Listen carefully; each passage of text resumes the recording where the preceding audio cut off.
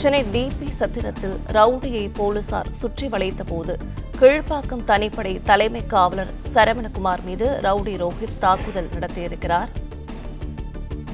விவரங்களை நம்முடைய செய்தியாளர் சரவணன் வழிகிட கேட்கலாம். சரவணன் வணக்கம். இது தொடர்பான விரிவான விவரங்கள்.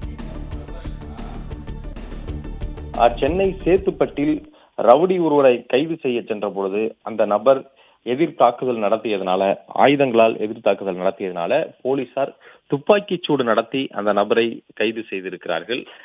மயிலாப்பூர் சிவகுமார் கொலை வழக்கு உட்பட பல்வேறு கொலை வழக்குகளில் தொடர்புடைய நபர் ரவுடி ரோஹித். மதுரை பாலா என்ற கூலிப்படை தலைவனுடைய ஒரு கூட்டாளியாக இந்த நபர் இயங்கி வந்தார். பல்வேறு குற்ற வழக்குகளிலும் ஆட்கடத்தல், மாமூல் கட்டு மிரட்டுவது போன்ற வழக்குகளிலும் தொடர்புடைய நபர்.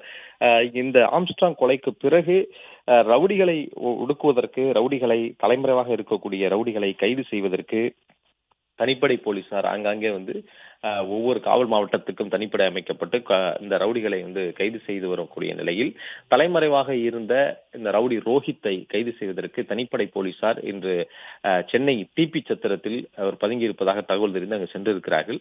அப்பொழுது போலீசார் சுற்றி வளைத்து பிடிக்க முயன்ற பொழுது மறைத்து வைத்திருந்த ஆயுதங்களை கொண்டு தலைமை காவலர் சரவணகுமார் என்பவரை ரவுடி ரோஹித் தாக்கி இருக்கிறார். இதில் படுகாயமடைந்த அவரை அருகில் இருக்கக்கூடிய மற்ற காவலர்கள் மீட்டு மருத்துவமனைக்கு கொண்டு சென்றனர். பிறகு அந்த நபரை ரவுடி ரோஹித்தை தப்ப முயன்ற போது, காவலரை தாக்கிவிட்டு தப்ப முயன்ற போது காலில் துப்பாக்கியால் சுட்டு மடக்கி பிடித்திருக்கிறார்கள். அந்த நபரையும் ரவுடி ரோஹித்தையும் தற்பொழுது கீழ்ப்பாக்கம் மருத்துவமனைக்கு கொண்டு சென்றிருப்பதாக போலீஸ் தரப்பில் கூறப்படுகிறது. இந்த சம்பவம் குறித்து டிபி சத்திர போலீசாரும் விசாரணை மேற்கொண்டு வருகிறார்கள்.